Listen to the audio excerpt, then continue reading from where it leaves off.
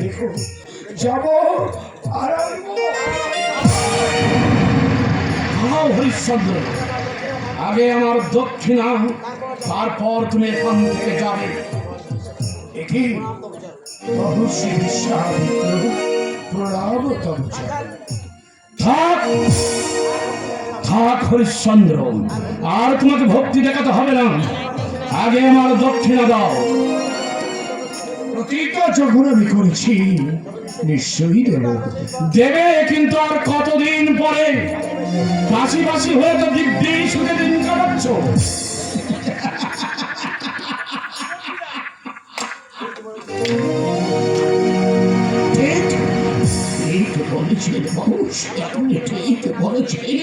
এমন সুখ ও শান্তি যেন কখনো কোনোদিন কারো জীবনে না আসে। তুমি তুমি একটা তুমি একটা প্রপঞ্চ, তুমি মিথ্যাবাদী। দক্ষিণা নামের প্রতিশ্রুতি তুমি ভঙ্গ করেছ। সূর্য বংশরা কখনো প্রবঞ্চনা করেনি, আর করবেও না। আমার স্বামী যখন প্রতিজ্ঞা করেছে তখন অবশ্যই তা পালন করবে। স্বামী, জীবনে কখনো কোনো দিনও তুমি প্রতিশ্রুতি ভঙ্গ করোনি, তাই আমার প্রাণ থাকতে আমি তোমাকে প্রবঞ্চন হতে দেব না। শোনো হরিশ্চন্দ্র, তুমি তোমার রাজ্য ফিরিয়ে নাও, আর আমার দক্ষিণার কোনো প্রয়োজন হবে না। না না বসি না, আমার জীবন থাকতে আমি প্রতিশ্রুতি ভঙ্গ করতে পারবো না। আরে শোনো হরিশ্চন্দ্র, কালই সেই কৃষ্ণ চতুর্দশী, আর এই কৃষ্ণ চতুর্দশীর দিনের সন্ধ্যা হওয়ার পূর্বে তুমি আমার দক্ষিণা দিয়ে দেবে, অন্যথায় তুমি তোমার রাজ্য ফিরিয়ে নেবে। না হলে এই রাজস্বী বিশ্বামিত্র তোমাকে অভিশাপ দেবে। হরিশ্চন্দ্র, এটাই আমার শেষ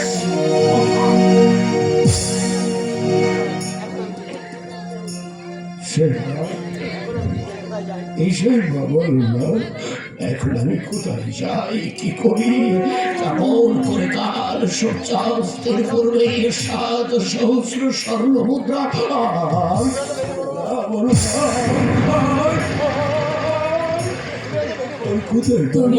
তুমি এত ভেঙে পড়ো না গো। আমার জীবন থাকতে আমি তোমাকে প্রতিশ্রুতি ভঙ্গ করতে দেব না। তুমি আমার স্বামী দেবতা, তাই তোমার সম্মান রাখতে প্রয়োজন আমি আগুনে ঝাঁপ দেব। দেখিয়ে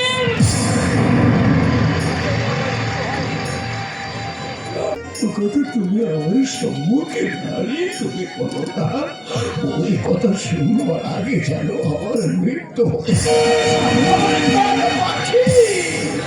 আমার দেহ ছেড়ে যেন চলে যায়। দুঃখ করো না, এই জীবনে সুখের আলো আমরা নাই বা দেখলাম, পর জন্মে তোমাকে একটা সুখের স্বর্গ রচনা করবো। চলো রোহিতকে নিয়ে আমরা দেখি কোথাও একটু খাবার মেলে কিনা। চলো রোহিতকে নিয়ে আমি এগিয়ে যাবো, মানুষের কাছে আমি চাইব আমার খুবের জন্য চাইব।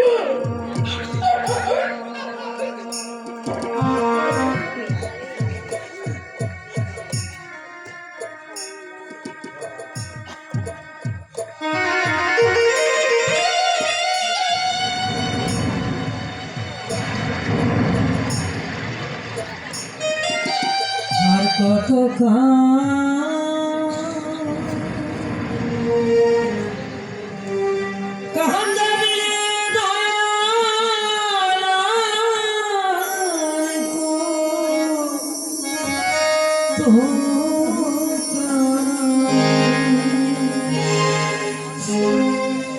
কান্দাবিরে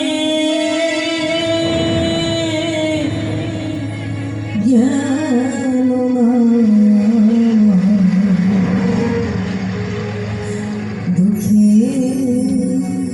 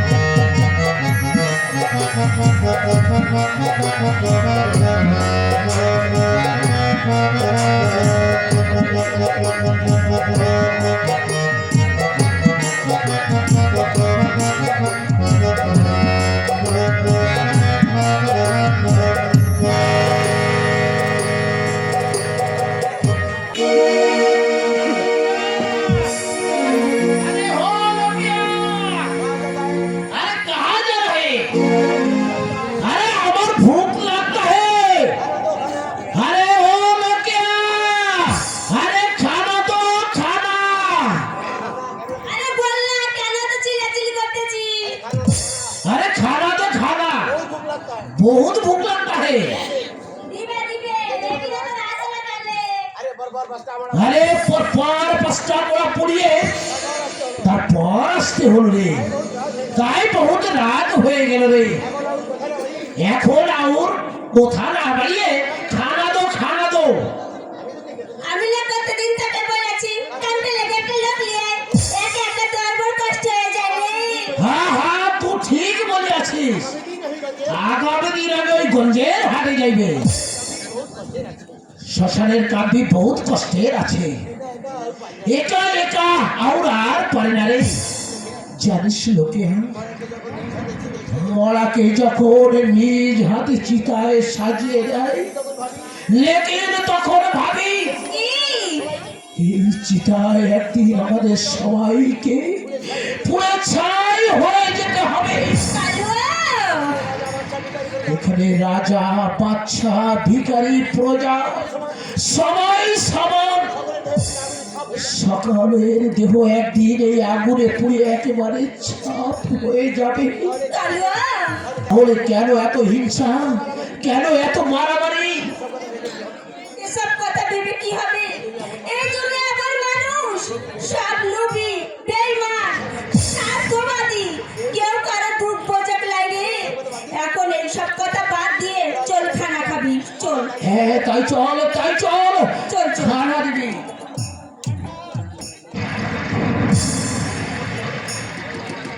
এই প্রচন্ড গরম, খোদা যে আর পা চলছে না, খিদায় যে আমার বুকের ছাতিটা শুকিয়ে যাচ্ছে। এদিকে এক মুঠো ভাতের জন্য তোর বাবা দাঁড়ে দাঁড়ে ভিক্ষা করছে। এই যে আমার কাছে কত বড় দুঃখে, কত কষ্টের, এ কথা আমার চেয়ে আর কেউ বেশি বুঝবে না। মা দুদিন আগেও যে দুঃখী প্রজাদের মুখে তুলে দিয়েছে খোদার অন্ন, শীতের সময় দান করেছে শীতের বস্ত্র, আজ সে পরের কাছে হাত পেতে ভিক্ষা চাইছে। আমি যে আর সহ্য করতে পারছি না বাবা। কেঁদো না মা, কেঁদো না, তোমার চোখের জল যে আমি সইতে পারি না মা। বাবা কখন আসবে মা? আমি যে ক্ষুধার জ্বালা আর সইতে পারছি না মা। শুনেছি এই কাশিতে কেউ না খেয়ে থাকে না মা, তবে আমাদের কেন না খেয়ে মরতে হচ্ছে মা? ওরে রহিম, ও কথা বলিস না বাবা। মা অন্নপূর্ণা নিশ্চয়ই দেখবি। আমরা এই গাছটার নিচে বসি, ততক্ষণে তো বাবা খাবার নিয়ে চলে আসবে।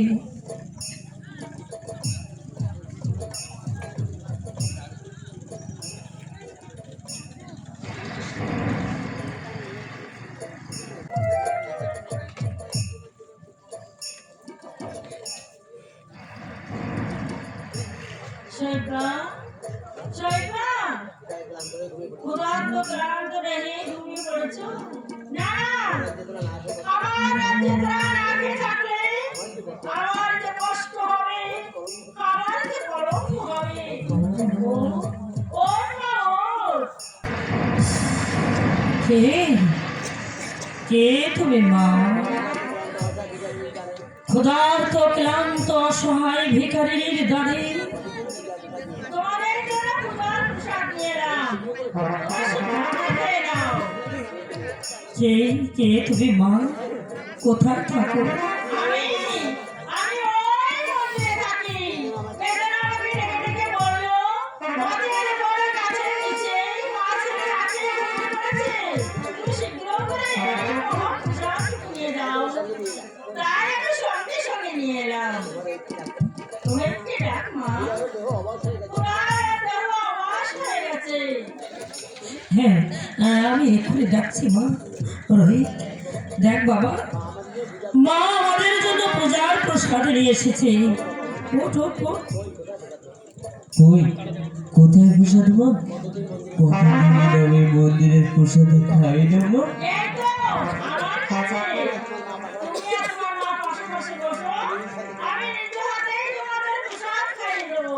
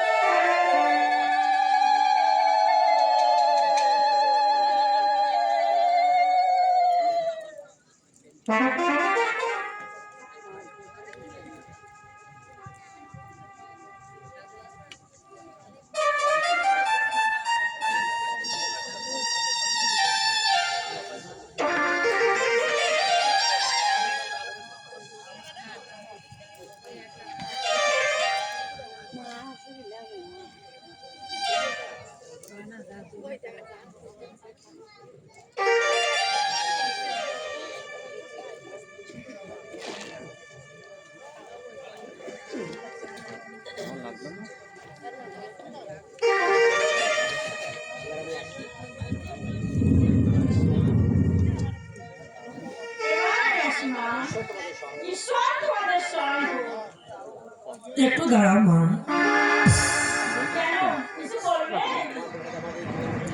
তোমার প্রসাদে আমাদের জীবন ধন্য হয়েছে মা। তাই তোমাকে একটা প্রণাম করি মা। আয় বাবা।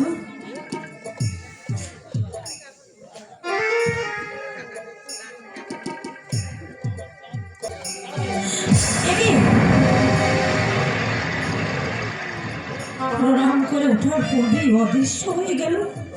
তবে তবে কি কে এসেছিল মা? এই তো এই দেখ, পদচিহ্ন দেখা যাচ্ছে। তাহলে কি মা স্বয়ং অন্নপূর্ণা এসেছিল? ওগো মা, তোমাকে কাছে পেয়েও যে আমরা চিনতে পারিনি মা। সত্যি আমি বড় ভাগিনি মা।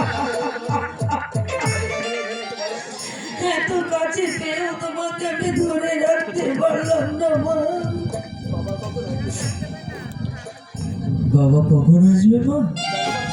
জানো মা, বাবার ওই কষ্ট আমি যে সইতে পারি না মা। বাবার ওই সুন্দর মুখখানা দেখলে না মা, আমার যে ভীষণ কষ্ট হয়। সেইবার ওগো, তুমি এসেছো? এই দেখো, আমি তোমার জন্য অনেক অনেক প্রসাদ নিয়ে ওগো, এত প্রসাদ তোমাকে কে দিল?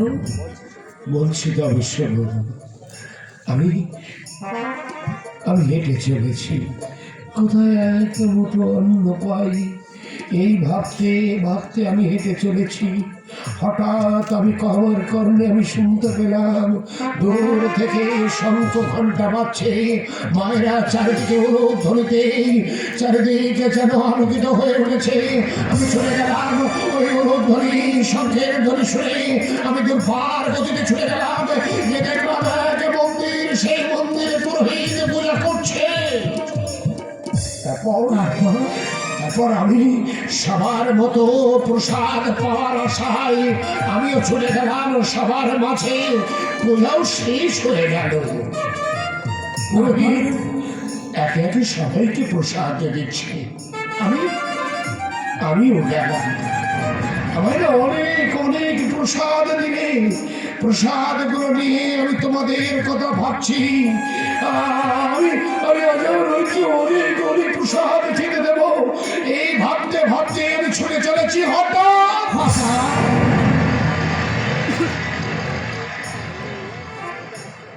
হঠাৎ আমি পড়ে গেলাম।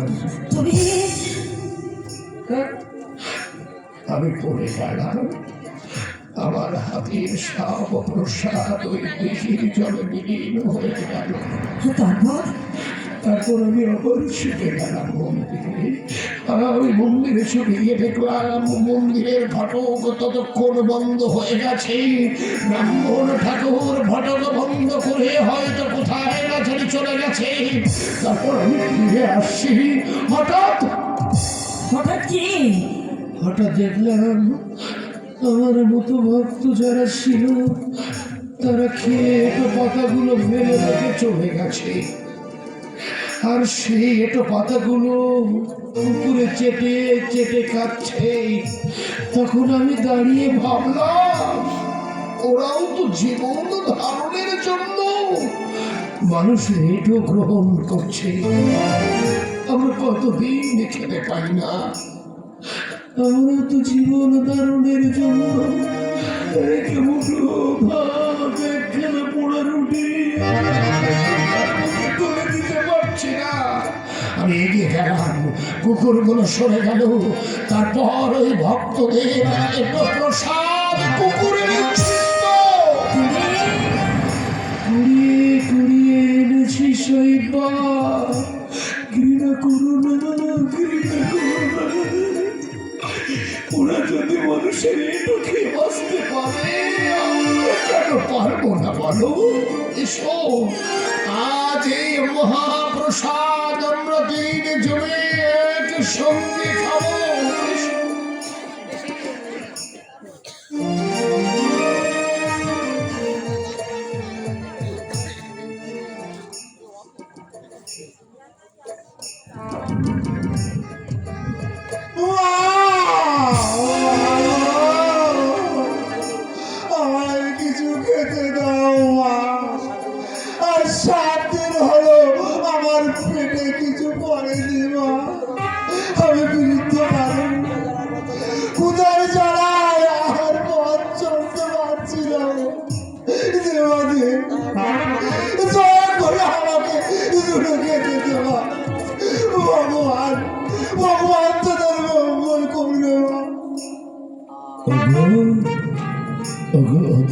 নারায়ণ, আজ এই ছিন্ন গাছ তলে তুমি এসেছে গো নারায়ণ। শৈবা,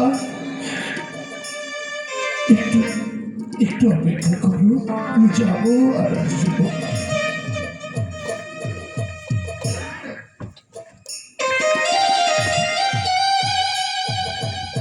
আমাদের মতো তোমার কি খুব ক্ষুধা পেয়েছে?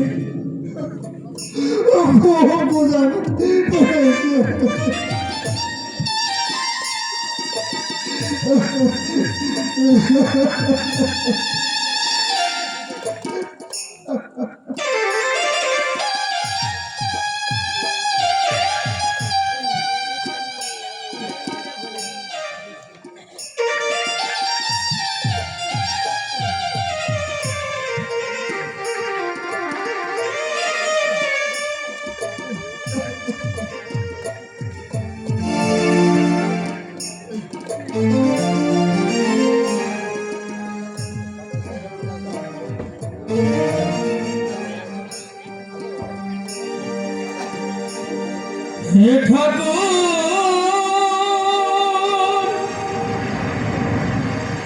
হ্যালো, জীবন পথে চলতে গিয়ে করি যদি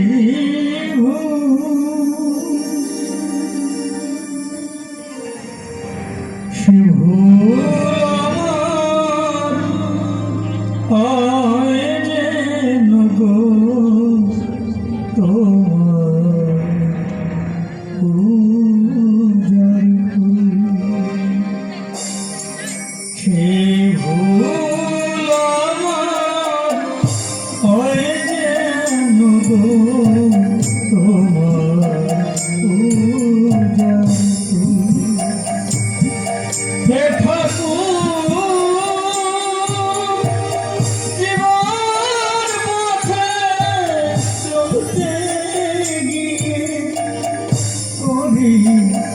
যদি সে ভুল আমার হয় যেন গো তোমার পূজার ফুল।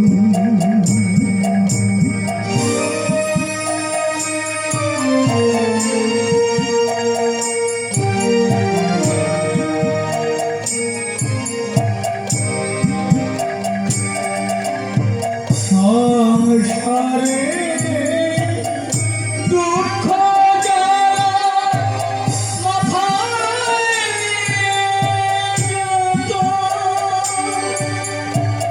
চলছে ভেসে স্রোতের টানে, ভাঙা তরীর মতো সংসারে দুঃখ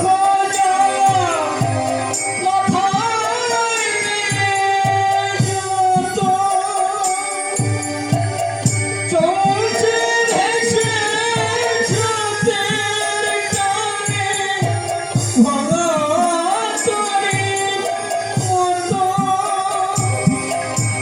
তোর কৃপায় হয় যেন গো, তোমার কৃপায় পাই যেন গো অকুলেতে ভুল আমার হয় যেন গো তোমার পূজার ফুল। সে ভুল আমার হয় যেন গো তোমার পূজার ফুল। হে ঠাকুর, জীবন পথে চলতে গিয়ে যদি করি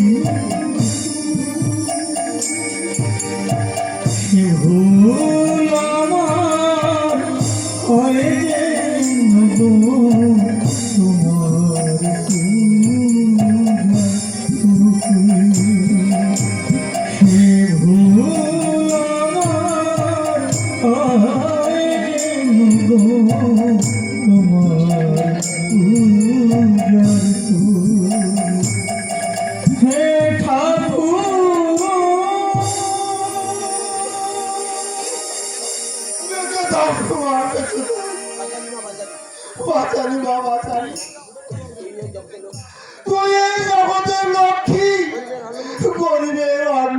না।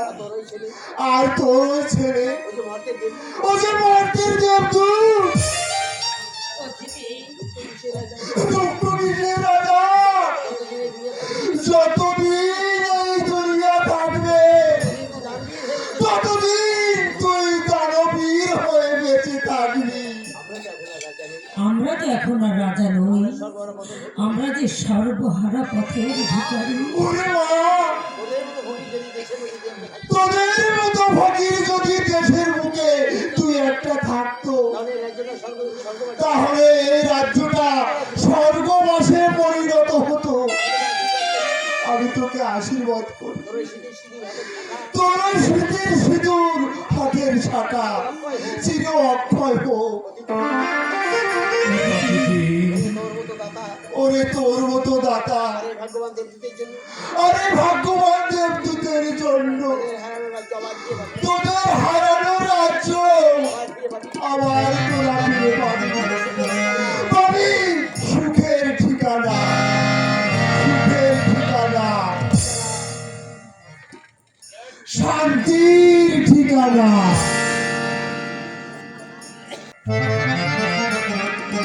শান্তির ঠিকানা।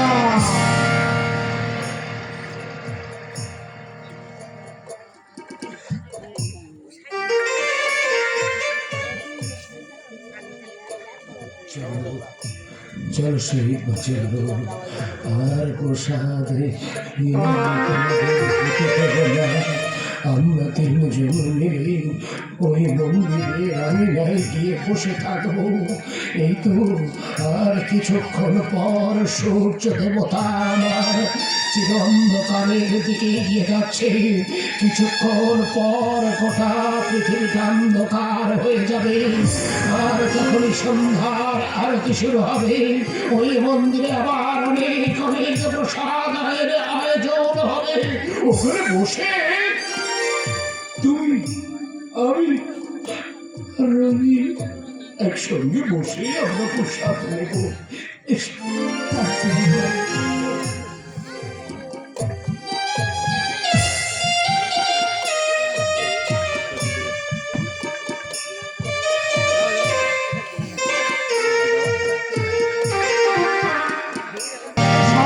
বেরিয়েছি, এখন একটা দাসের খোঁজ পেলাম না। এখন যে কি করি কিছুই ভেবে পাচ্ছি না।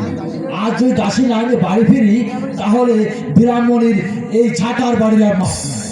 রাত দিন ঘ্যানোর ঘ্যানোরের প্যান কেনানি আর মোটেই ভালো লাগে না। আজ যত লাগে দাসী একটা কিনে নিয়ে যেতেই হবে। বাস, আরে কেউ কি আছো? একটা দাসী বিক্রি করবে? দাসী, আরে আমার একটা দাসী চাই গো, দাসী। আর একটা দাসী আছে ভাই, আমি আমি আমার দাসীকে বিক্রয় করবো ভাই। কোথা থেকে বলছো বাবু? সামনে এসে দেখা দাও। আমি ভাই আমি একটা দাসী আছি। কই, কোথায় তোমার দাসী? ও ওই যে দূরে গাছটা দেখতে পাচ্ছ, হ্যাঁ হ্যাঁ, ওই গাছের নিচে আমি আমার দাসীকে বসিয়ে রেখে এসেছি। আচ্ছা, কত দিতে হবে? বেশি দিতে হবে না বাবাজি, মাত্র 7 সহস্র স্বর্ণমুদ্রা। না না বাবু, আমি অত দিতে পারবো না। আমি বলো তোর 4 সহস্র স্বর্ণ মুদ্রা দিতে পারবো। যদি রাজি থাকো তাহলে বলো, না হয় আমি চলবো। দাঁড়ান ব্রাহ্মণ ঠাকুর, আমি ওই আপনার কথা মতো 4 সহস্র স্বর্ণমুদ্রায় আমার আমার দাসীকে আমি আপনার কাছে বিক্রয় করবো। বেশ, তাহলে চলুন।